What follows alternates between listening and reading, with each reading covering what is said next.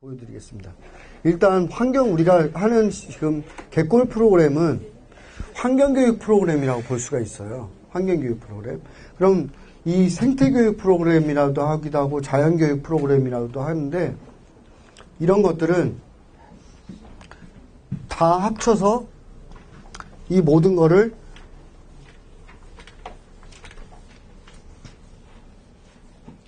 일반적으로는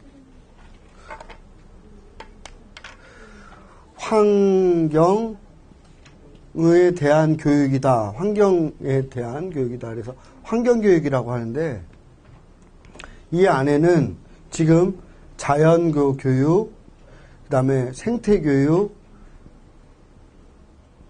그 다음에 습지교육, 숲교육, 기후변화교육, 많은 교육들이 있어요. 주제와 장소에 따라서 나올 수가 있는데 그걸 통틀어서 우리가 환경교육이라고 보자 이 얘기예요. 그럼 환경교육의 영역으로 봤을 때 생태교육 프로그램인데 범주라는 게 있어요. 어떤 내용이 환경교육이냐? 지난번에 말씀드렸던 분들도 있지만 다시 한번 복습하는 의미에서 따라해 보겠습니다. 영어로 한번 어려워요. 같이 해보세요. about. 중학교 1학년 때 우리 조사 배울 때 for. 그 다음에 in. 자, 세 가지만 외워놓으시면 돼요. 자, 환경에 따라해봐요. 환경에 대한 교육. 환경을 위한 교육. 환경 안에서의 교육. 그러면 선생님 한번 설명해 보세요. 환경에 대한 교육은 어떤 거예요? 지난번에 강의 들으셨잖아요. 까먹었어요. 자료집에 있는데. 그래도 선생님이 한번 설명해 보세요. 환경에 대한 교육은 어떤 거죠? 환경에 대한 교육은 그 환경에 대한 정보나 지식을 주는 교육이에요. 근데 우리는 주로 그동안 우리 습지 교육을 하면 about 환경에 대한 교육을 했어요. 이런 거. 식물 이름 알기, 다양한 잎 관찰하기 이런 거를 많이 했어요. 이런 것들을 우리가 환경에 대한 교육이라고 해요. 갯벌에 대한 염생식물 공부를 한다든가. 이 동종이라고 아시죠? 분류하는 거. 이런 거 많이 했어요. 근데 이런 것들도 환경교육의 한 영역이에요. 환경에 대한 교육. 근데 그 외에도 이것이 그냥 과학교육이나 자연교육에서 머무르지 않고 환경교육이 되려면 환경을 위한 교육. 환경을 위한 교육은 뭐예요? 네? 보호하는 운동. 그죠? 자연을 지키는 교육. 그 다음 환경 안에서의 교육은 뭘까요, 그럼? 갯골 안에서 그 식물 이름이나 생태를 배우지 않더라도 거기 안에서 하는 모든 활동들. 예를 들어서 우리 갯골에서 시화전 같은 거 열 수 있겠죠? 아이들하고. 또 산책할 수 있어요. 이런 것들인데 한번 볼까요? 자세히. 자, about에 대한 교육은 열매나 식물 이름 알아맞히기나 관찰하는 활동들, 일련의 활동들을 다 포함해요. 실내에서도 같죠.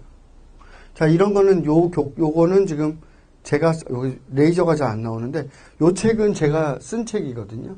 그래서 정원에서 교정에서 할 수 있는 프로그램 책자인데요. 제가 가져오지는 않았는데 이게 두꺼워요. 그래서 거기에 프로그램 봄, 여름, 가을별로 어떤 걸 할 수 있는지 나와 있어요. 준비물이랑 지도안이 들어있어요. 그 다음에 안에서 교육은 뭐냐? 안에서 교육은 뭐냐? 아까 얘기했던 그림을 그린다든가 산책을 한다든가 그다음에 나무나 습지를 만져보는 그런 활동들. 그리고 in이나 from으로 표시할 수 있어요. 습지 안에 갯골 생태공원 안에서의 교육. 그다음에 아까 얘기한 for 시흥 갯골 생태공원을 위한 교육이 있어요. 뭐냐? 공원에 떨어진 쓰레기를 줍는다든가 그다음에 이름표를 달아준다든가 지도를 만든다. 관리 방법을 아이들하고 해보는 거예요. 여기가 와보니까 염생식물을 누가 훼손을 많이 했어요. 그러면 보호하는 라인을 만들어준다든가 그 다음에 공원 지도를 만들어서 관리하는데 일반 시민들도 참여할 수 있게 한다든가 이런 부분들을 우리가 세 가지 범주로. 그러면 내일 수업은 우리는 어떤 걸 하고 싶으세요? 이 세 가지 범주에서. 선생님 어떤 거 하고 싶으세요? 이 세 가지 영역 중에서. 원래 계획했던 주제가 무엇이에요? 아직 확정은 아닌데요. 일단 안에서 하는 거. 어떤 거예요, 주제가? 개 종류 지금 하려고. 개 종류. 네. 그러면 어바우트네, 그죠? 그 환경에 대한 교육, 갯골생태공원에 대한 교육. 선생님은 어떤 거 준비하셨어요? 아, 진짜요? 내일 한번 같이 얘기해 보시죠. 그러면 우리가 이 세 가지를 다 섞어서도 또 할 수 있어요. 그죠? 나무가 아파하거나 이런 갯골이 아파해요. 이걸 제가 수업 안에 짠 건데요. 이런 것들을 위해서 그러면 어떻게 아파하지 않게 해서 어떤 활동을 해야 되는지. 주제를 잘 써봐야 돼요. 아이들이 좋아할 만한.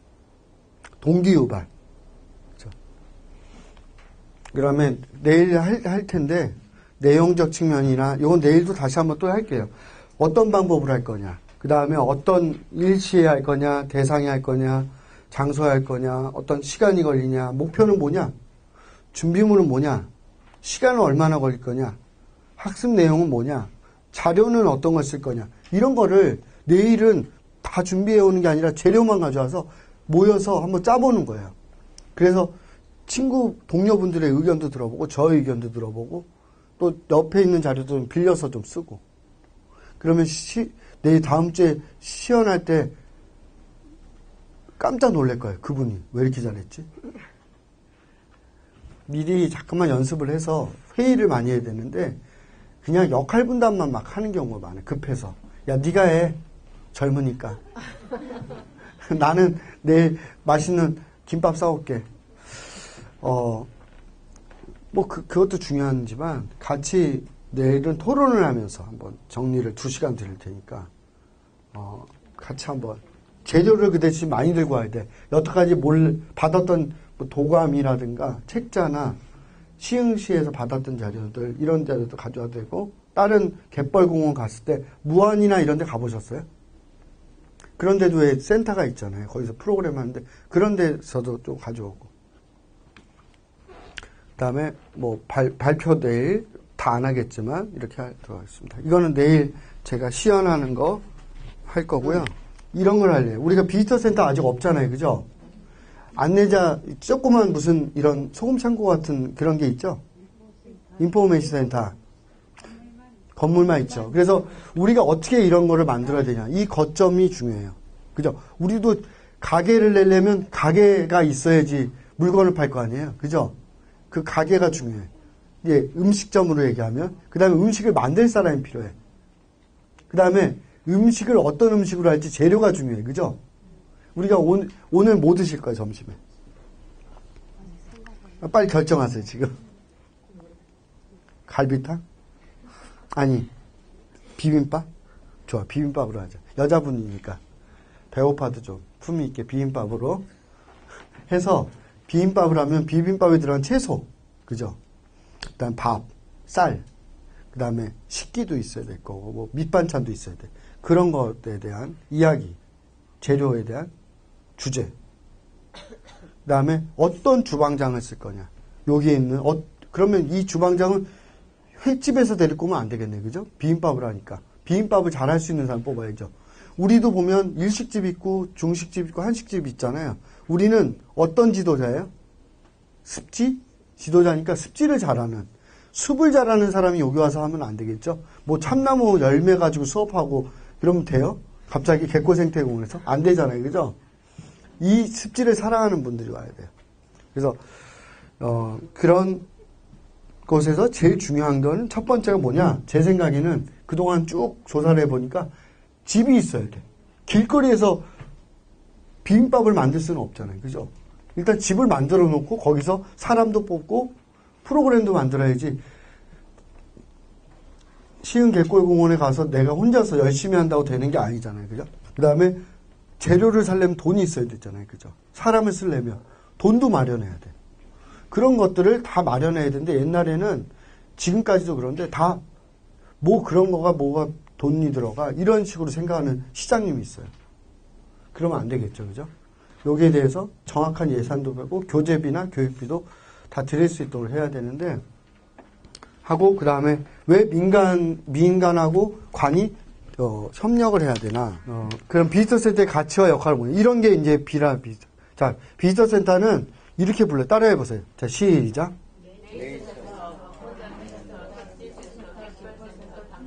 뭐 이름은 되게 다양해요. 우리 이름은 뭐예요? 인포메이션 센터예요. 간판이 있죠.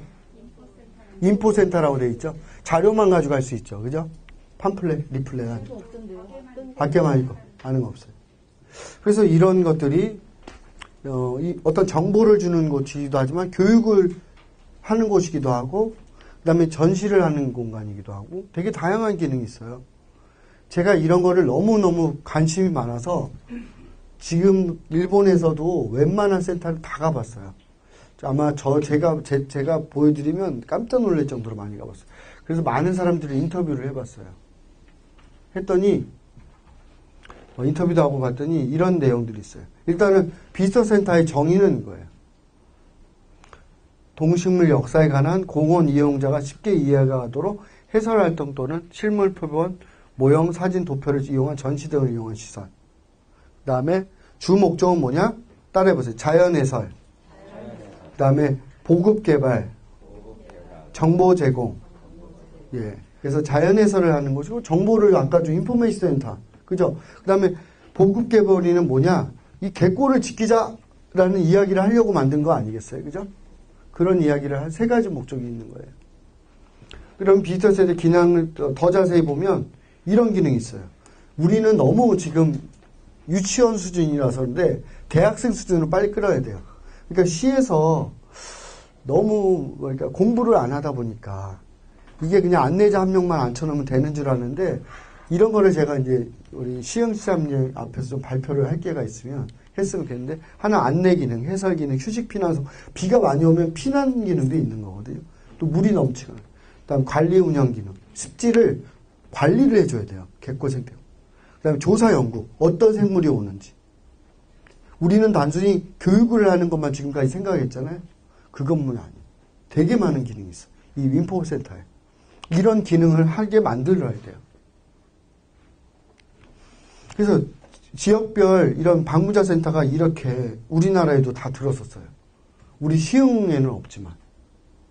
창원에 가니까 이런 게 있고, 노원구에도 만든 게 있고, 화성시에도 만들었고, 성남시에도 만들었고, 도봉구에도 만들었고, 청주에도 만들었고, 심지어 기업에서, 주식회사 남이섬에서도 환경학도 만들고, 서울시에서 에너지 드림센터 만들고, 이렇게 많이 만들었어요. 수원시에서 아까 얘기했던 청개구리가 청개구리 모양처럼 만들려다 실패했어요. 이 기후변화 체험관도 제가 컨설팅 해달라고 그래서 갔었어요. YMCA가 위탁 운영하는데 직원이 8, 9명 정도 되더라고요. 한 6억인가 7억을 받아서 1년 동안 운영하는데 제가 여기 컨설팅을 해줬어요. 이런 전시하는데 돈을 너무 많이 들였어요. 다 걷어치워야 된다. 너무 막 LED 업체들 돈 벌어주는 일만 했어요. 실제로 아이들 한 번 오면 2번 안 봐요. 그런 거. 그리고 또 그런 고장도 많이 나요. 그래서 결국은 그냥 전시업체에 돈만 벌게 해준 거죠. 거기 가면 학생들한테 우리가 또 다시 만들어야 돼, 자료를. 근데 어쩔 수가 없어요. 말을 안 들어요. 왜냐면 쉽게 가려고 하니까. 그래서 시간이 좀 걸리더라도, 뭐 몇 년이 걸리더라도, 우리 시흥 갯골세 비지터 센터는 주민들의 의견, 안내자의 의견, 또 여러분들의 의견을 잘 들어야 돼요. 수원 환경석 질환센터, 이거 뭐 하는데요? 아토피 치료하고 캠프하고 숙박도 가능해요. 청소년들. 그 다음에 수원이 빗물 도시잖아요. 안 하는 게 없어요, 수원이. 그래서 빗물 체험관 만들었어요. 물 체험관에서 레인시티 수원 이래가지고. 저번에 생태교통도 한다 그래서 행궁동인지 국내동인지 거기 차 없는 거리 마을 만들었잖아요. 그래서 뭔가 서구의 유명한 시장들은 다 큰 빌딩을 지은 사람이 아니라 이렇게 주민들과 대화하고 주민들의 참여, 그 다음에 지속 가능한 도시를 만드는 사람이 훌륭한 사람이다.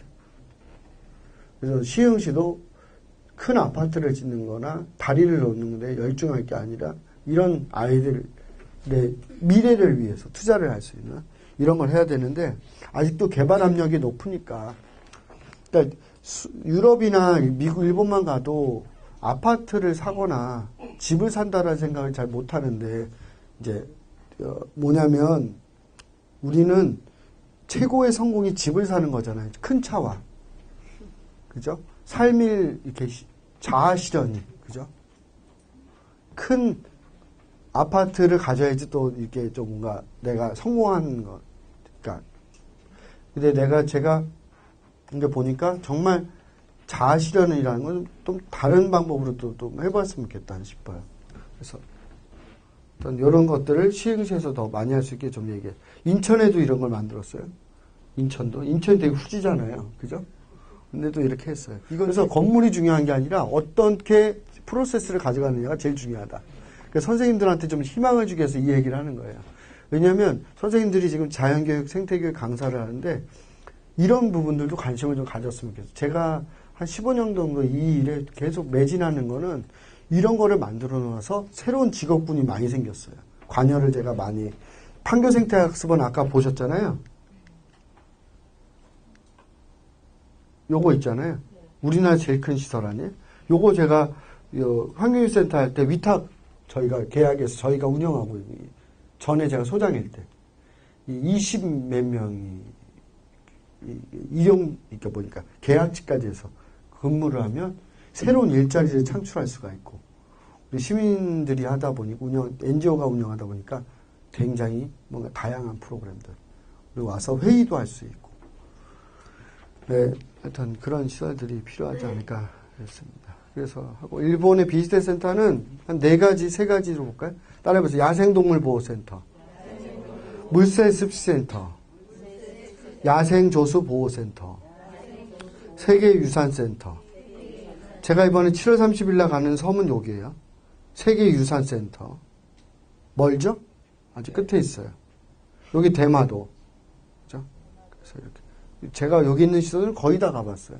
거의 다 가봤고, 운영하는 사람들도 인터뷰도 해보고 그랬는데, 저희가 전략을 만들 때, 무에서 유가 아니라 좀 기본적으로 잘 돼 있는 데를 벤치마킹 하는 게 좋아요. 그래서 일본에 있는 시설들은 4가지가 있어요. 정보 교류계 시설, 자연형 시설, 도시형 시설, 박물관 시설. 박물관 같은 시설도 필요해요. 그죠? 그 다음에 도시에 있는 시설. 우리는 주로 자연형 시설이죠. 그죠? 이 자연형 시설. 그리고 자연 속에서 갯벌이나 숲에다 만든 이런 방문자 센터. 이런 것들 좀 자세히 좀 제가 보여드릴게요. 그래서 방문자 센터의 가치는 뭐냐? 제가 정리한 건데, 요게 중요한 것 같아요. 제가 정리해서. 이걸 우리 그쪽에 공부하는 공무원분들한테 좀 정리해서 제가 많이 얘기하는데, 정보 교류와 네트워크의 산실이다. 우리 갯벌 교육을 하는데, 정보를 얻고 싶어. 학생들이, 시민들이. 그러면 인포센터로 와야 돼. 그러면 이런 분들이 분산되어 있는 게 아니라 여기서 항상 네트워크 되고 교육을 할 수 있는 강의실도 있어요. 그죠? 그 다음에 교재. 이 건물 자체가 학습 교재 재료가 되는 거야. 그래서 전시물을 만들어 놓는 거야. 3번째 뭐야? 집중과 선택할 수 있어야 돼. 우리가 시흥갯골을 대표하는 게 뭐예요? 뭐 아까 농개다. 아니면 소금이다. 그럼 그걸 가지고 집중적으로 세계의 소금과 사람과의 문화에 대해서 쫙 소금 산을 만들고 어떤 데 소금 사해 있잖아, 사해. 소금기가 많으니까 어떻게 붕도 떠지잖아요. 그죠? 그런 체험도 해보고 그 안에서. 그래서 또 마지막에 뭐냐? 즐거움이 있어야 된다. 그 다음에 기업이 운영하는. 기업도 이런 데 많이 투자를 해야 돼요. 우리는 지금 관에서만 너무 돈을 가지고 하니까 돈이 없잖아요. 그래서 기업이 여기 시흥을 대표하는 기업 어디 있어요? 제가 제일 감동적이었던 건 혹시 여러분들 중에서 간장에다 계란 넣어서 버터에다 비벼 드셨죠? 어렸을 때 무슨 간장 드셨어요? 외간장. 그죠? 생표 먹었어요? 몽고 간장. 일본 외간장도 좀 사다가 조금 먹었는데 그때 키코만 간장이라는 게 있어요. 들어보셨어요? 외간장 하면 키코만이 제일 큰 회사인데 그 외간장이 키코만 간장이라는 회사가 140년 됐는데 제가 거기 본사를 가보니까 그 도시가 시흥시처럼 작은 도시인데 그 공장이 있어요. 본사 공장이. 키코만 간장이라고 여기 백화점에 무슨 수입 맛이야 하면 아직도 팔아요. 이렇게 냄비 뚜껑을 이렇게 덮어놓은 것처럼 상표되어 있는 그 키코만 간장인데 그 공장의 창립주가 처음부터 그 100년 전에 공장을 운영하면서 우리 시민들한테 혜택을 줘야 되겠다. 지역의 기업으로서. 그래서 시미지 공원이라고 몇만 평의 땅을 사유지를 공원으로 해가지고 무료로 개방을 해서 했어요. 우리 그 SK가 울산에 왜 울산대공원 운영하잖아요, 지금. 시에서 만든 게 아니라 SK에서 한 거잖아요. 그런 것처럼 여기도 이제 그 시미즈 공원도 그런 식으로 하더라고요. 그래서 기업에서 그렇게 삼립공원, 삼립개골공원 그런 거 봐. 삼립방에 가서 누구를 찾아가봐야 돼. 회장을 만나야지. 왜냐하면 우리 시민들이 빵을 안 사 먹으면 그 기업이 살아남을 수가 없잖아요. 그죠? 그러니까 당연히 수익의 많은 부분을 우리 시흥 시민을 위해 써야 되는 거지. 시흥 아니에요? 삼립빵? 그래요. 좋아요. 그래서 정보 교류와 네트워크, 이거는 제가 방문해서 찍은 사진인데 한 10여 년 정도 전에 군마현에 일본에 보니까 곤충의 숲이를 숲만 있는 자한테 아니야. 도서관도 있어요. 군마현에서 운영하는 건데 세계에서 가장 멋진 곤충 학습을 할 수 있는 곳으로 만들어야 되겠다. 그래서 10년 동안 준비해서 만든 시설인데 서울시에 있는 서울시 도서관 있잖아요. 시청에. 그거랑 비슷하죠. 책꽂이가. 이 책이 많이 비었잖아요. 개관한 지 1년밖에 안 돼서 책이 많이 비었어요. 왜냐하면 세계에 관련된 세계에서 곤충책 다 모으려고 하는 거야. 지하부터 1층까지가 다 도서관이에요. 여기 아이들이 오니까 이게 굉장히 넓더라고요. 거기에 가서 깜짝 놀랐어요. 이게 시골에 이런 돈도 많네. 돈지랄이를 해. 근데 세계에서 가장 멋진 곤충의 숲을 만들겠다. 멋졌어요. 그 다음에 보통 시내에는 이런 게 많아요. 정보실 같은 게. 에코플라자 환경정보실 하면 그 건물이 환경학습을 할 수 있게 주민센터처럼 돼 있는데 한 층은 환경에 관련된 정보자료실. 환경책들만. 도서관에 가면 섞여 있잖아요. 책들이. 환경에 대한. 우리가 책 좀 보고 싶은데 갯골에 대한 거 없잖아요. 그러면 갯골 도서관만 만들어도 돼요. 거기다가. 한 이만 여기서부터 여기까지. 우리나라에 나온 갯골에 대한, 갯벌에 대한, 습지에 대한 자료들을 다 모아. 이런 것도 기증을 받아서 오잖아. 넘버링에서. 그러면 전국에 있는 갯골을 공부하고 갯벌을 공부한 사람이 우리 시흥을 다 찾아오는 거야. 관광. 한 해에 한 5억 명 정도. 그래가지고 거기서 우리는 옆에서 갯골 칼국수도 만들고 팔아서 수익을 보는 거예요. 아니, 농담이 아니라 진짜 그렇게 대부분 독일 갯벌 국립공원이 그렇게 돼 있더라고요. 저도 15년 전에 가서 깜짝 놀랐어요. 우리 북한산이나 송축 이런 데 가면 다 파전집하고 막걸리집만 있잖아요. 근데 독일의 갯벌 국립공원 딱 들어갔는데 다 서점 같아. 아니, 갯벌에 갔는데 왜 서점 같아? 주변에 파는 게 다 기념품이 그런 거야. 그래서 제가 그때 100만 원치 사왔어요. 거기 국립공원에 가서. 그림 카드, 포스터, 책, 독일어 잘 하지도 못하면서. 지금 다 버렸나? 어딨나? 모르겠네. 그래서 그거를 이렇게 보니까 너무 부러운 거야. 우리는 파전집하고 등 긁는 거. 북한산 똑같잖아요. 어느 국립공원이나. 그 다음에 막걸리. 진짜 그거. 무슨 막걸리 진짜인지 아닌지도 모르는데 얼음 동동 해가지고. 그죠? 그 다음에 모자 팔고 이거 등산하는 거 이런 거 팔고 그러는데 너무 쪽팔려요. 딴 사람들한테 오면 일본의 국립공원이나 이런 데 가서 봤던 프로그램들이나 프로그램과 내용은 없어요. 그냥 알아서 등산하고 소주나 한잔 먹고 내려오면 되는데 이런 데 가서 이런 프로그램들 체험하면 내가 정말 더 잘 살아야 되겠다. 우리나라가. 이런 생각이 들어요.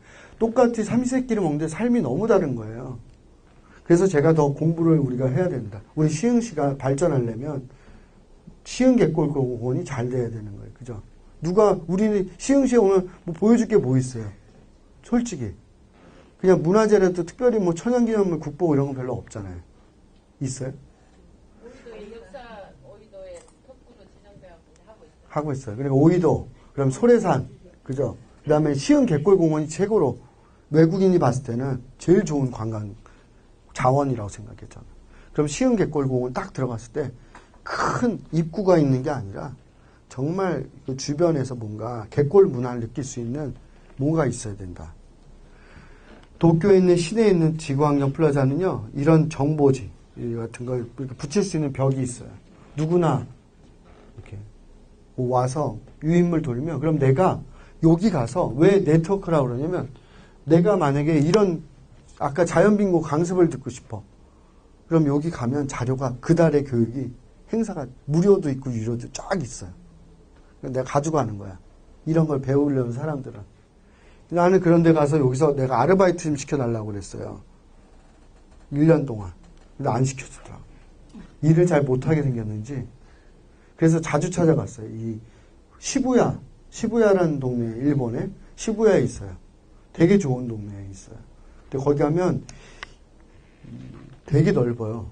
이런 공간들이 자료실 뭐 이래가지고 가서 무료로 사용할 수 있어요. 그러니까 잘 사는 나라들은 이런 공간들이 되게 많더라고요. 그리고 아까 얘기한 그 다음에 또 이런 뭐 학교에서 수업을 한다 그러면 시흥 인포메이션 개콜센 인포메이션에 이런 교구들을 딱 세팅을 해놔요. 빌려갈 수 있게. 대여가 돼, 대여. 우리만 수업하는 게 아니잖아요. 선생님들도 수업 학교에서 하고 싶으면 우리가 만들어 놓고 대여해 주는 거예요. 그걸 두 분이 맡아서 하는 거예요. 시흥시 학교를 다. 교육청하고 연계해서. 그럼 새로운 직업이 생겼죠. 그죠? 아이들한테 이렇게 지도 만들어주고, 교구 세팅해주고, 훼손된 거 해주고. 우리 삼성전자 AS센터죠. 이게 일본에 있는 오사카 자연사박물관은 뉴스레터도 만들고, 교사 연수도 시켰죠. 이걸 어떻게 활용할지. 이 갯벌에 사는 요 교구 염생식물 세트를 어떻게 수업하는지에 대한 교사 특강도 하고. 재미있을 것 같아요. 그 다음에 홈페이지 운영도 하고. 그 다음에 이런 자료들 같은 거 이렇게 하고. 그 다음에 요거는 뭐냐, 야찌갯벌이라고 제가 제일 많이 조사했던 지역인데 어린이 레인저 활동. 그래서 어린이들이요, 이 자연 지도자를, 청소년 지도자를 양성해. 우리처럼 개꿀죠. 해서 이 마크를 보이스카우트처럼 달아줘요. 그럼 걔네들이 보니까 지난번에 얘기 들어보니까 초등학교 때 한 친구들이 대학교까지 계속 와요. 이 지역의 갯골 생태공원에 그런 애들이 우리가 양성하기 위해서 하는 거잖아요. 그죠? 일회성이 아니잖아요. 그래서 어린이 레인저 여기에다 붙여줘요. 요 수료한 애들을 스텝 소개 글에서 자부심을 가질 수 있도록 해서. 그래서 제가 볼 때는 어린이, 그다음에 중고등학생, 대학생, 그다음에 주부, 그다음에 시니어 그룹 이렇게 해서 쭉 대상별로 양성 과정이 있어야 돼요. 근데 중고등학생, 고등학교 좀 넘어가서 대학생, 고등학교 때 청소년들이 제일 하기 힘들어. 근데 입시에 관련되지 않으면 할 수가 없어요. 지금 애들은. 그죠? 그래서 이쪽 공부랑 입시랑 관련될 수 있게 프로그램 짜면 되고요. 그다음 대학생들은 자원봉사 할 수 있는 애들이 좀 있어요. 그러면 그런 애들 모아서 같이 하면 좋죠. 이런 관리를 다 야찌갯벌인데 이거 똑같은 곳인데 아니구나. 이쪽은 야찌갯벌이라고 도쿄에 있는 갯벌 공원이고 이거는 도쿄에 가면 야조공원이 있어요. 탐조하는 공원. 되게 오래됐어요. 40년 넘었는데 굉장히 커요. 공원이. 그래서 거기서는 주로 탐조에 대한 거, 버드워칭하고 갯벌 생물들, 갯벌 공원이거든요. 항구니까. 항만. 굉장히 우리나라 사람들이 많이 가요. 한번 이런 두 군데만 가셔도 아이디어를 많이 얻으실 거예요. 그 다음에 교재로서의 센터는 뭐냐? 그 건물 자체가 그냥 한 바퀴 둘러봐도 되게 많은 공부가 될 수 있게도 환경이나 자연학습, 뭐냐, 태양광, 뭐 우수 처리, 빗물, 그죠? 그 다음에 벽면 녹화 이런 것들을 써가지고 그냥 건물 자체가 교재가 될 수 있게 하는 거예요. 그러니까 우리가 인포메이션 센터를 좀 크게 확장된다, 조금 더. 그러면 그 건물은 에너지 제로 하우스. 무슨 얘기인지 아시죠? 지금 노원구의 아까 에코센터는요, 소비하는 에너지보다 생산하는 에너지가 더 많대요. 어떻게 그럴 수 있을까요? 전기세가 안 든대요. 그 건물. 태양광, 또 지열, 그죠? 뭐 신재생 에너지를 다 도입을 해가지고 그랬더니 지난 1월 달에는 급기야 이 개관한 지 2년 됐는데 생산하는 에너지가 많아서 한전에서 팔았대요. 우리가 조금만 신경을 쓰면 실제로는 우리가 그렇게 할 수가 있어요. 요거는 이제 도쿄에 있는 국영 소화기념공원인데 여기도 이제 옥상 녹화 다 했죠. 그 다음에 이거는, 이번에도 다녀왔는데, 이온 플라자라고 백화점인데요.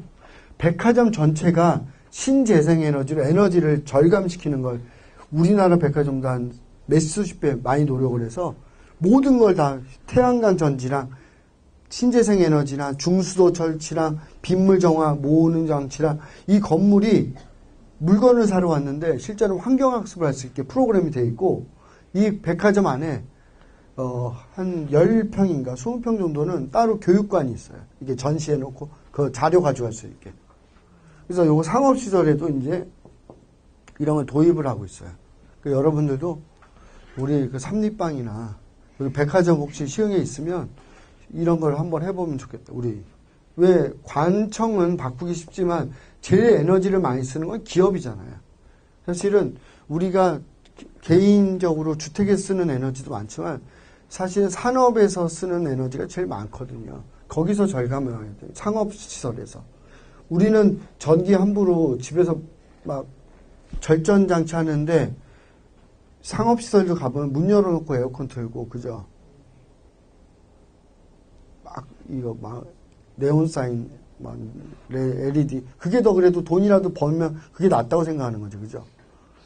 그래서 이런 부분들을 한번 고민해 봤으면 좋겠어서 제가 보여드리는 거고. 그 다음 환경에너지관도 되게 유명한 시설인데 한 30년 됐는데 요것도 이제 도쿄가스라는 회사에서 만든 시설이거든요. 그래서 회사에서 5천억 들여서 무료로 운영하고 있어요. 여기 돈이 나오나? 안 나오는구나. 5천억 들였어요. 이 건물. 1년에 50억 정도가 운영비가 들어요. 근데 시민들을 위해서. 왜? 내가 가스 팔아먹으니까. 해야 되겠다. 그래서 30년 전에 만들어서 여기에서 한 30명 정도 일하나 봐요. 인터프리터가. 근데 뭐 도쿄가스라는 이런 거는 표시가 안 돼 있어요. 오른손이 하는 일을 왼손이 모르게. 그죠? 자기네 홍보하려고 하는 게 아니라 실제로는 자기네가 시민들한테 신세를 졌으니까 보답하는 거잖아요. 내가 선물 주면서 내 이름을 스카프에다가 오창길이라고 크게 써가지고 이렇게 주면 진짜 이 사람이 진심이 안 느껴지죠. 그죠? 내가 사용할 건데 스카프에 자기 이름을 크게 쓰면 웃기잖아요. 그죠? 선물은 아유 진짜 성의껏 해서 그 사람한테 맡겨줬는데 저런 걸 해놓고 나서 삼성이나 현대는 그림 그리기 대회하면 막 크게 자기네 로고 들어가야 된다. 광고로 생각하는 거예요. 저런 거를 할 때. 그게 아닌데 사실은. 우리가 팔아줘서 삼성자동차나 현대자동차나 갤럭시 같은 게 팔리는 거 아니에요. 이런 핸드폰 같은 게. 그럼 이거를 시흥시에 경기도에 환원해야 된다. 아파트 백수십 채나 별장 외국에 얼마나 많을 거예요. 삼성에. 그죠? 그런 돈을 여기다 이런 데다 갯골 인포메이션 센터 하는 거. 어저께 이영애라는 탤런트는 대만에 조산한 사람 우리나라 관광객 왔는데 그 수술비 1억 원 줬다 그러더라고요. 그죠? 우리 세월호나 뭐 이런 때도 많이 내셨겠지만 돈 있는 사람들이 이런 일에 좀 내면 정말 의미가 있지 않을까 싶어요. 근데 자기네 홍보하려고 하면 안 되고 진정성을 가진 좀 후원이었으면 좋겠어요. 여기는 보면 친환경 시공하고 옥상 녹화하고 태양광 그때 벌써 30년 전에 이걸 해서 우리는 30년 전에 사실은 어려웠죠. 민주화도 안 되고 뭐 그래서 근데 지금 우리가 한 20년 동안 되게 많이 만들었어요. 지금 시흥도 그렇고. 그다음에 요거는 교대로스 센터에서 저희 딸 손이거든요. 우리 둘째 딸. 제가 여행을 많이 다니는데 이렇게 같이 가봤어요. 해양박물관에 가봤더니 입장권이 옛날 조선시대 때 주와 동전을 주더라고. 걔한테 굉장히 기념이 되죠. 그죠? 바닷속을 이렇게 딱 들어가서 이게 바닷속을 해서 이 박물관 들어가야 돼요. 무슨 얘기인지 아시겠죠? 시흥 갯골이 있으면 갯골 안쪽에 박물관이 둥그런 원형이 있어요. 그럼 어떻게 저기를 가지? 그럼 계단으로 내려가면 바닷속으로 해서 이렇게 들어가서 딱 들어가면 바닷속을 볼 수 있게 이렇게. 여긴 갯벌은 아닌 거야. 그냥 바다인데 재밌었어요. 그래서 들어가니까 박물관이 얼마나 큰지 바닷속에 이 배도 있어요. 엄청 크더라고요. 그래서 이 박물관 너무 재밌었어요. 그래서 이걸 하고 나오면 뭐를 했냐? 그 당시에 조선시대 때 우리로 치면 배 끈 묶는 거 있잖아요. 노끈 같은 거. 그걸 꼭 배워가지고 나와야 돼. 마지막에. 동전은 입장권이고.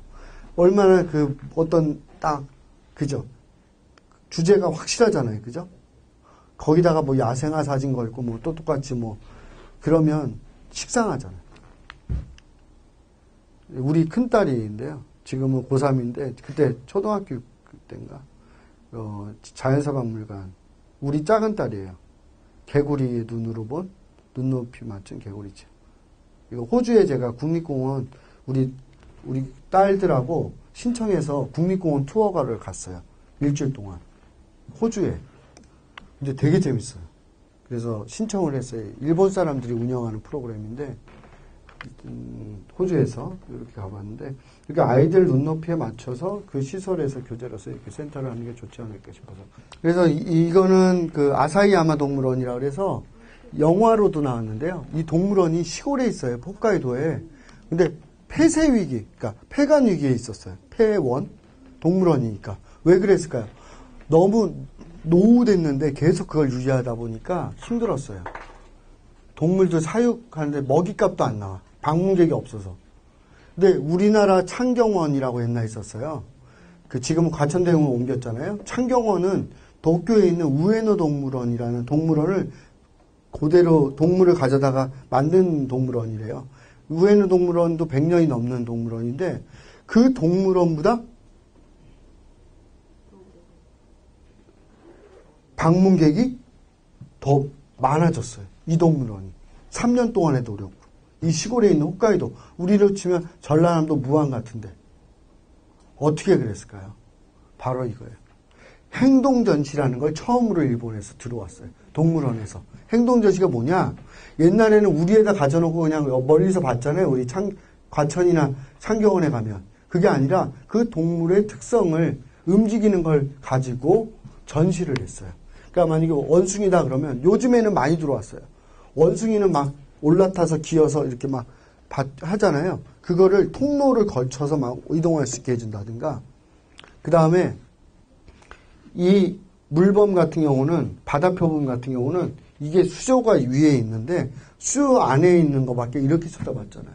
근데 아이들은 바다표범의 얼굴을 만나고 싶었어요. 눈을 마주치고 싶어요. 그래서 이 지하에다가 수조 밑에다 전시실을 만들어서 이렇게 유리관을 했더니 이 골짜기인 줄 알고 얘가 밑으로 내려와서 이게 이렇게 수영하는 건데 이렇게 일자로 사람처럼 쓰기도 해요. 그러면 이 특수 수조관으로 만들어서 안에서는 바깥을 인식을 잘 못하는 그러나 어린이들이나 학생들은 이거 시민들은 볼 수 있는 이런 서 있는 바다표범 전시. 그 다음 두 번째가 뭐냐? 나르는 펭귄. 펭귄은 날 수 있어요? 없어요? 없잖아요. 근데 펭귄은 새잖아요. 그죠? 날 수 있는, 날아가는 모습을 보고 싶었어요. 그러니까 어떻게 했냐? 수조 밑에서 헤엄치는 모습을 보면 실제로 날아가는 모습과 착각을 할 수가 있어요. 이런 행동전시 방법을 해서 아사히야마 동물원의 경영혁신이라는 걸 가지고 우리나라에서도 단행본이 2권 나와서 삼성그룹에서는 필독도였어.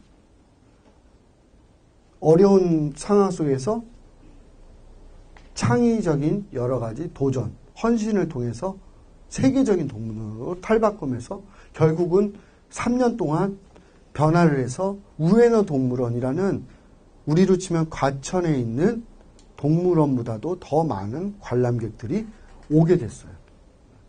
우리가 아이디어로 승부를 해야 돼요. 다른 갯골, 갯벌에 대한 시설도 많잖아요. 그죠? 근데 이런 아이디어를 우리가 내야 돼요. 그 다음에 교제로 센터 중에서 이것도 우리 타마동물원이라고 제가 제일 많이 좋아하는 동물원인데 도쿄에 있는 동물원인데 여기는 아이들 교육을 위해서 동물원을 모든 그러니까 안내가 돼 있어요. 특히 어린이들, 유치원이나 초등학교 저학년 애들 대상으로. 이것이 설명도 되게 어렵잖아요. 그죠? 근데 입구, 동물원 입구예요. 그래서 동물의 발자국을, 흔적을 찾아서 가는 거예요. 이 발자국만 쫓아가면 코끼리도 만날 수 있고, 뭐, 기린도 만날 수 있고. 무슨 얘기인지 아세요? 이 발자국을 따라서 가면. 입구에서. 팡팡팡. 우리도 그렇게 많이 돼 있을까요, 요즘에? 그 다음에 요거는 이제 작은 동물들을 체험할 수 있는 지렁이 몸통 체험해보기라든가 이렇게 해서 교육 자료들이 굉장히 많이 나와 있어요. 그래서 이런 것들을 쉬운 갯벌공원에서도 우리가 만날 수 있으면 좋을 것 같고.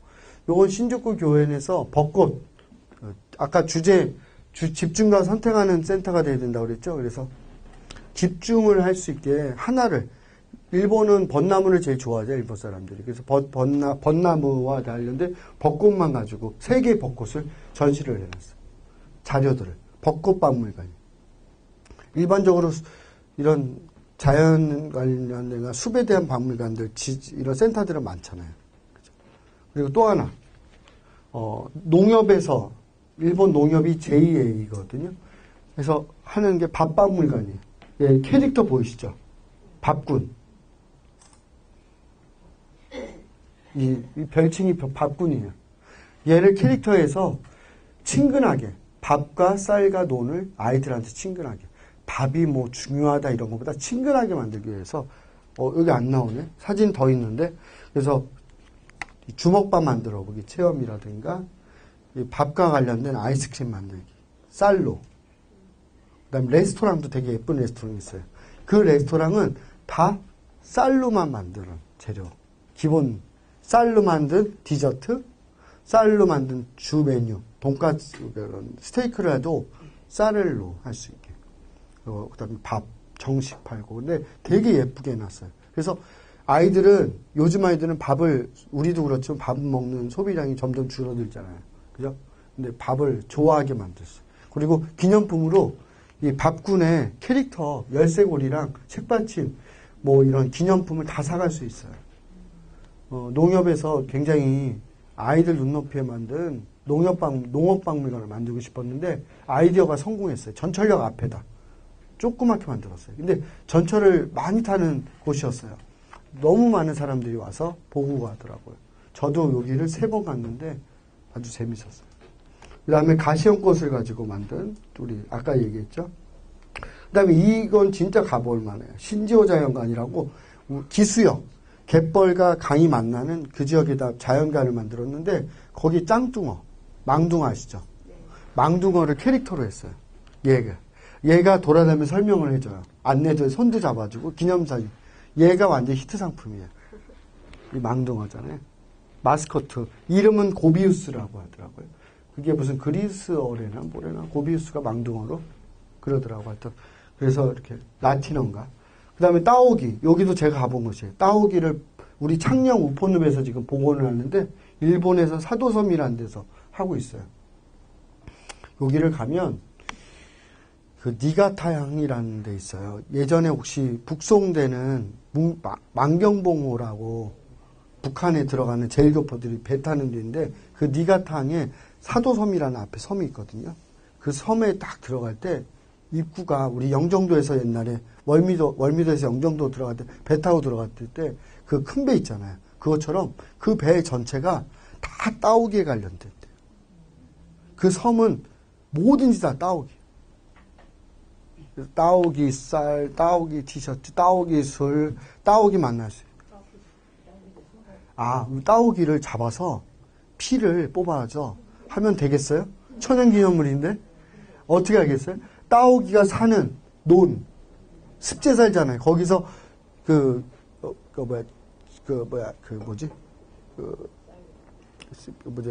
무농약, 그 다음에 그런 농사 져가지고 그걸로 만든 쌀로 만든 술. 그래서 보통 벼를 벼농사를 져서 쌀로 팔면 2만 원이면 술을 만들면 20만 원짜리 술이 돼요.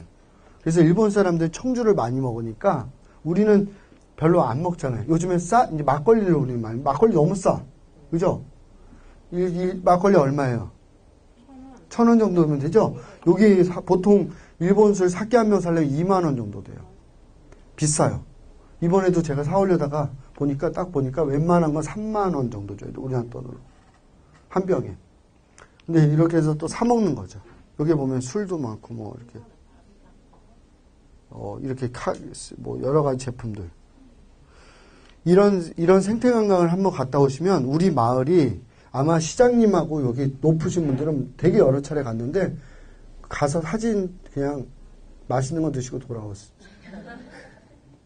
이거를 높은 사람들이 다니면 안 돼요. 실무자나 이런 분들이 일선에 하시는 분들이 가면 이번에 한번 솔직히 시흥시에서 한 100만 원씩 들여서 우리 3박 4일로만 보내준다 그러면 100만 원 이상의 효과가 있어요. 한 500만 원, 1000만 원. 그분들이 그걸 보고서 아이디어를 시민들한테 쏟아붓잖아요. 그러니까 이제 그런 거를 좀 하게 해야 되는데 제가 여기 이건 왜 갔냐면 따오기를 지금 우리 저번에 그 중국하고 그 왔을 때 이명박 대통령이 들고 왔잖아요. 이번에는 뭐 들고 온다고 그러죠? 시진핑이? 팬더 들고 온다고 그랬잖아요. 팬더. 뉴스 안 보세요? 팬더 들고 온다고 그래서 우리한테 멸종된 동물들이 중국에는 다 있거든요. 따오기 들어와서 지금 따오기 복원을 해서 우포늪 아시죠? 거기다 방사한다고 그래서 그 방사한다고 따오기 복원센터 만들었거든요. 그거 일을 제가 일본에 있을 때 많이 봐줬어요. 그래서 주민들, 이장님들이 반대가 많아. 왜? 그냥 습지 지킨다는 사람, 환경단체 사람들하고 내 삶하고 전혀 관련도 없는 것 같고, 따오기가 오면 뭐 할 거야? 나 굶어 죽게 생겼는데. 그래서 싫어해요. 근데 따오기를 살리면 경제를 살리고 내가 부자가 된다고 설득을 하고 이야기를 하면 할까요, 안 할까요? 하죠. 그래서 양파 농사 겨울에 안 지면 하우스 농사잖아요, 양파 겨울에. 그거 있으면 철새들이 안 앉아요. 반사돼가지고. 밭에. 그러니까 이 보상을 해줘야 돼요. 하우스 안 하게, 양파. 창녕은 혹시 양파즙 많이 드셔보셨죠? 창녕 제일 유명한 게 양파 농사거든. 그 이장님 20명을 데리고 내가 여기 갔어요. 설득하려고. 근데 갔더니 이 공부는 안 하고 이 팩에 다 소주야. 이 팩 자체가 소주야. 옷은 하나도 없어. 안주랑. 첫날부터 그냥 술만 드시더라고. 근데 내가 얼마나 또 세요. 그래서 막 이분들을 막 잡고 흔들어가지고 어쨌든 내가 돈을 벌 수 있는 방법을 알려주겠다 그래가지고 저 설득을 해서 4박 5일을 했는데 저도 너무 술을 많이 먹어요. 이분들을 잠깐만 대접을 하다 보니까 이 아저씨들 너무 힘들어요. 심지어는 어떤 일도 있었냐면 그분들이 호텔에 갔는데 침대방에 가니까 술을 못 먹잖아요. 둘러 앉아서 이렇게 여러 사람 집에서 사온 장아찌랑 뭐 이렇게 뭐 안주를 되게 많이 사왔잖아요.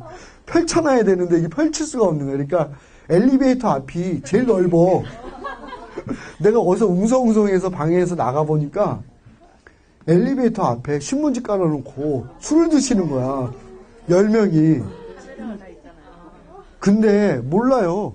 내가 하라고 그런 게 아니라 그분들이 그렇게 아이디어를 낸 거야. 난 엘리베이터 앞에서 먹는 거를 생각한 게 정말 대단하다. 그죠? 아이디어다. 그래서 종업원들이 막 올라오고 그랬었어요. 근데 되게 재밌었어요. 그분들의 그런 정말 살아있는 이야기. 우리는 사실 교육을 하니까 좋지만 그분들은 생업이잖아요. 어업이나 이런 농업을 하시는 분들. 그분들을 어떻게 우리 편으로 만드느냐. 주민들을. 그거 되게 이해 당사자와 관련돼서 되게 중요한 얘기거든요. 근데 사도섬에 가니까 다 해결이 됐어요. 왜? 거기서 안내해주는 사람이 다 농민이고 어민인데 자기네가 부자가 된 이야기를 해주니까 얼마나 잘 사는지 몰라요. 왜? 쌀을 팔아도 5배, 10배로 파니까. 이 농산을 할 때 준비할 때는 힘들었지만 실지렁이가 옛날에는 예를 들어서 10마리 나오던 게 이 생물 다양성, 그러니까 저농약하고 유기농 농사 지면 100마리, 200마리 늘어나고 농약 안 쳐도 되고, 그죠? 그 다음에 관광객들이 많이 오고. 그래서 이렇게 해서.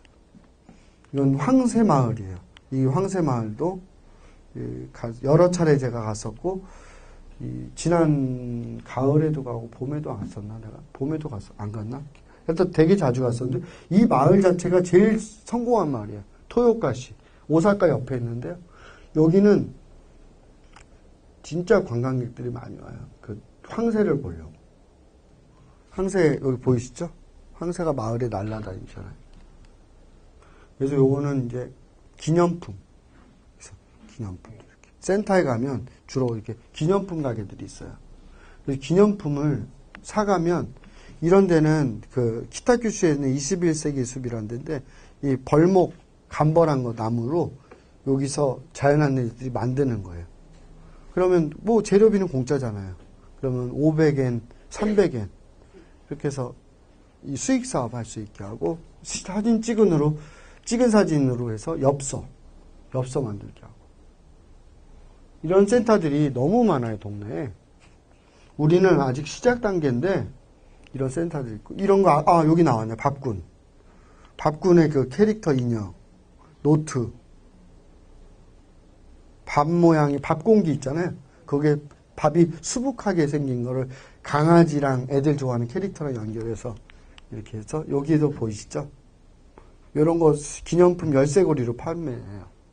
이 쌀에 애들이 쌀 이렇게 친근하게 못 느낄 것 같은데 그다음에 여기 줄 이렇게 무슨 자도 팔고 공책도 팔고 저도 엄청나게 샀어요. 저기서 되게 귀엽고 예뻐요. 가지고 싶어.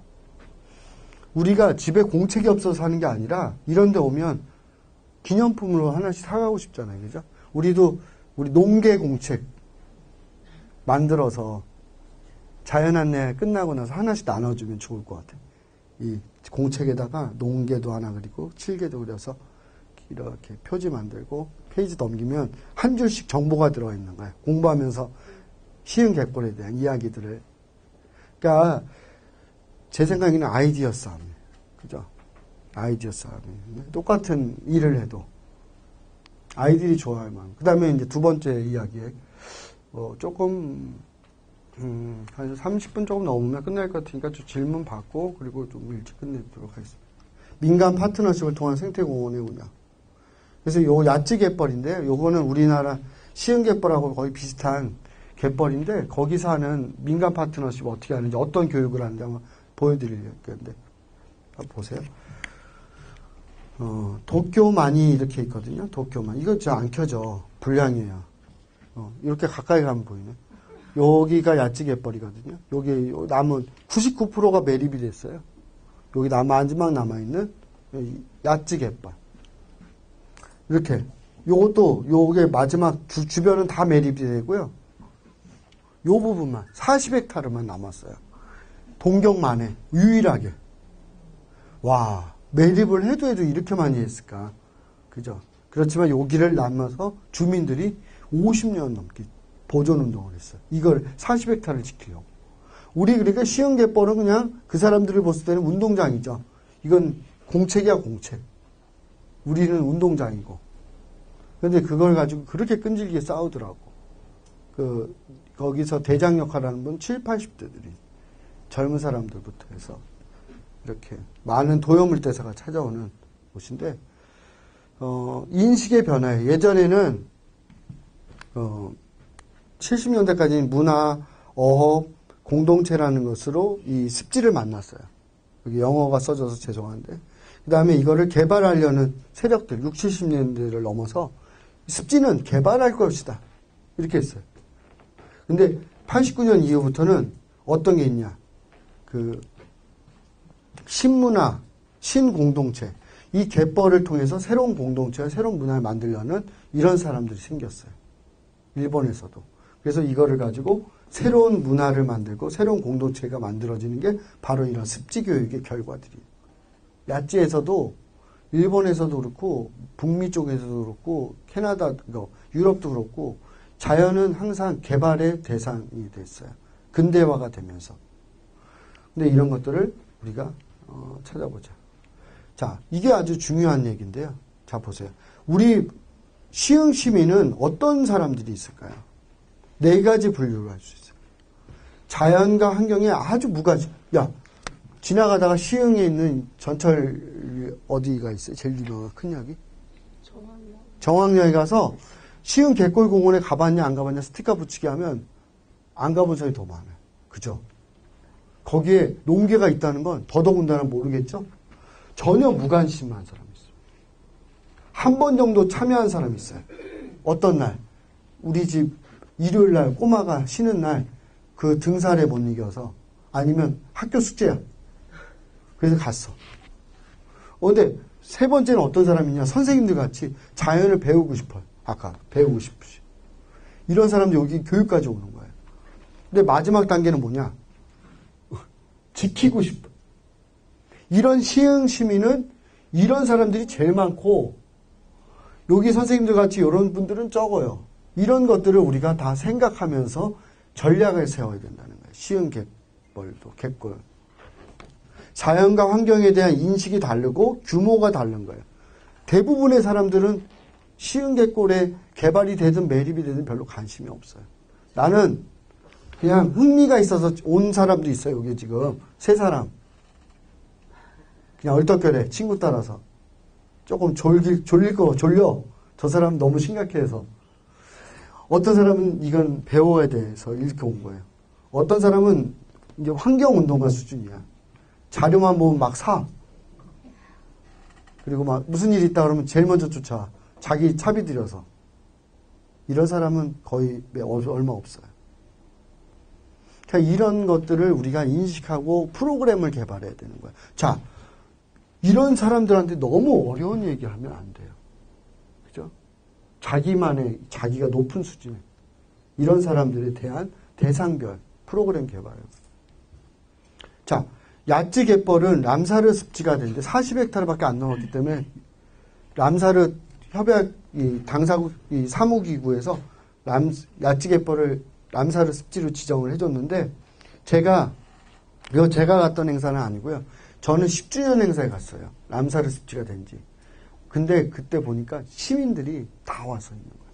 이렇게 습지를 좋아하는 사람들만 오면 안 돼요, 절대로. 어떤 사람이 오냐? 막 시장, 우리 야시장처럼. 별의별 그리고 우리는 개에 대해서 많이 알아야지 여기 올 것 같은데 그게 아니야. 서해학원의 원장님도 갯벌을 주제로 서해대회를 열었어요. 그래서 전시회도 열고 미녀대회도 열어요. 우리 시흥의 갯골이나 어업과 관련된 미녀들 있잖아요. 국악 그런 거.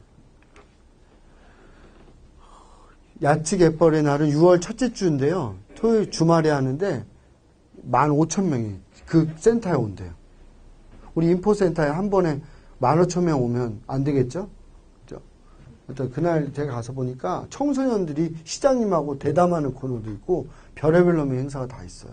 그래서 제가 10년 전에 거길 처음 갔는데 10년 훨씬 전에 11년?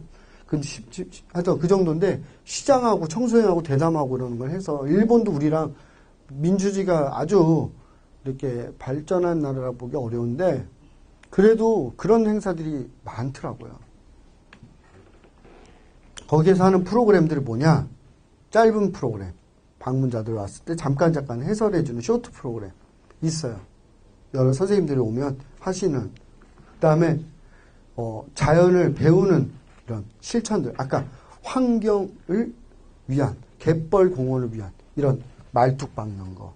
그 다음에 그 주변에 외래 식물들이 많이 들어와 있어요. 공원 주변에.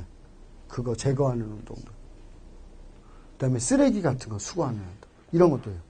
그 다음에 자원봉사자들은 바로 이런 활동을 하는 거예요. 탐조회를 한다든가, 교육활동에 강사로 뛴다든가. 선생님들 같은 분들은 없어요. 일본에는 거의. 대부분이 그냥 자기가 좋아서 와서 자원봉사하는 거야. 그래서 교육도 안 시켜줘. 시에서. 4시간인가 2시간밖에 없어요. 어떤 사람이 강의하냐? 관장님이 와서 자원봉사가 뭐냐? 그러면 앞으로 이런 거 하다가 다치면 내 책임 아니야. 당신 책임이야. 그러면서 서약서 써야 돼요. 그래서 이 사람들이 나는 탐조를 하고 싶어. 그러면 내 쌍안경이랑 망원경 들고 와서 이걸 하는 거예요. 탐조 모임. 근데 내가 실력이 높아지면 어떻게 돼요? 강사로 뛰는 거예요. 발런티어. 자원봉사자로. 근데 우리나라는 아직까지도 국민소득이 많이 높지가 않기 때문에 여기는 뭐 3만 불 넘고 연금 받고 그러니까 사회적으로 달라요. 이거는 그냥 제가 참고하라고 얘기하는 거예요. 여기는 우리는 노후가 보장이 안 돼 있기 때문에 이런 것들이 제2 직업군으로 이렇게 돼야 되는 것 같아요.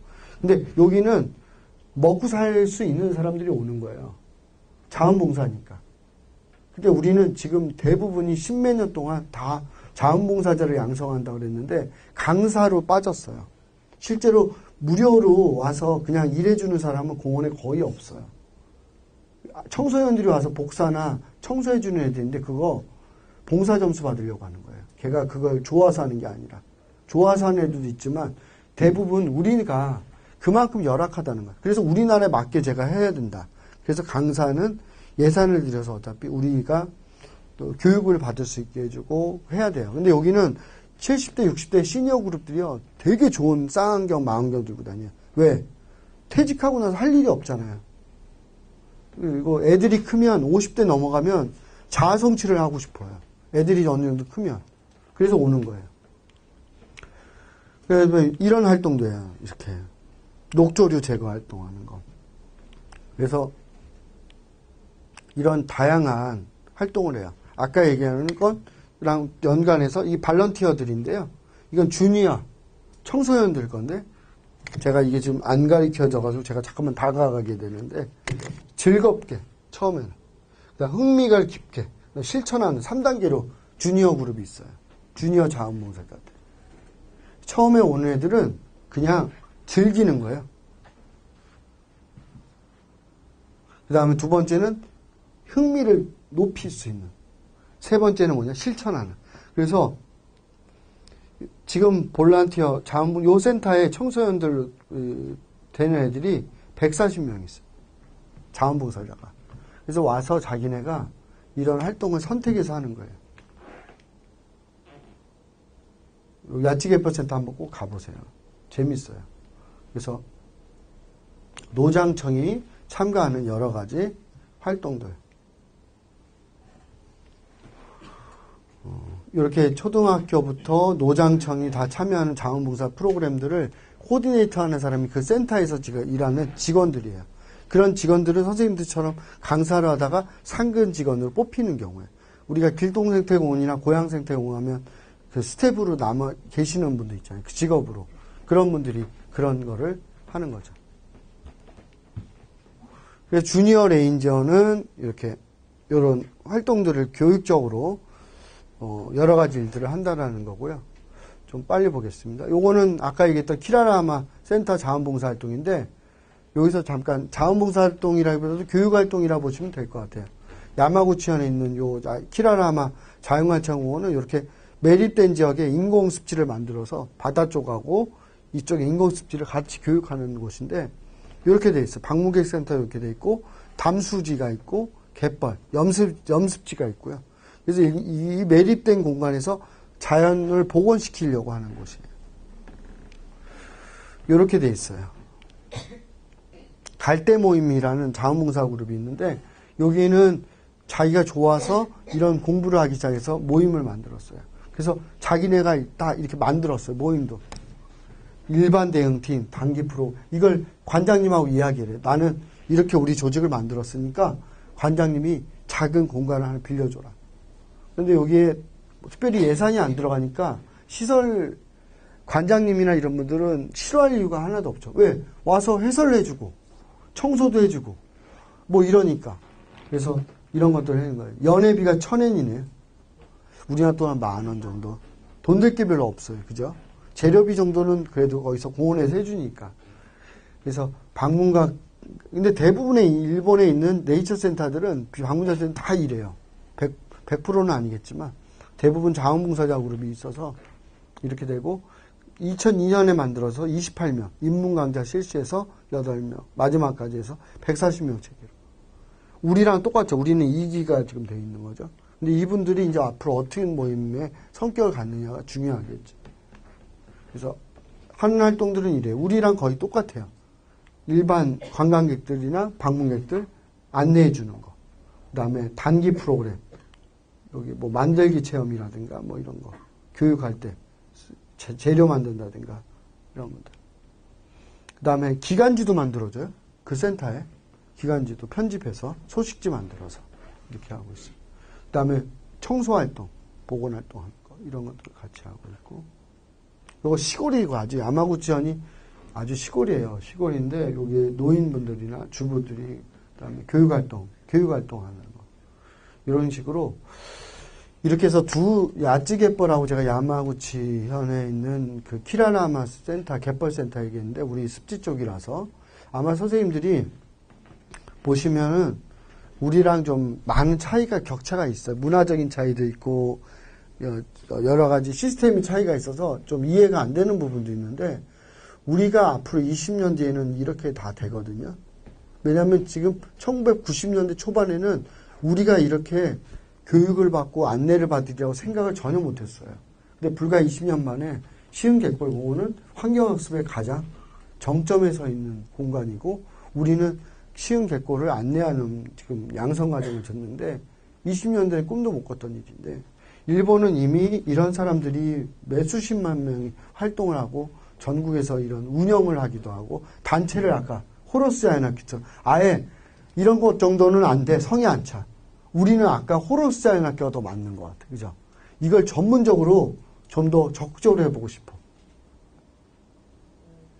아마 그런 분도 있고 그냥 간단하게 파트타임으로 와서 봉사나 교육 강사를 하실 분도 있고 어떤 분들은 여기 젊으신 분들이 좀 많잖아요. 그래도 다른 이쪽에 60, 70대가 아니 시니어가 아니까 저는 좀 더 적극적으로 전문적으로 이런 일들을 전문화된 단체를 만들어서 단순히 강사 파견이 아니라 프로그램 개발하고 시설 위탁하고 지자체의 갯벌 정책을 감시하고 이런 일들을 하면 좋지 않을까 생각이 듭니다.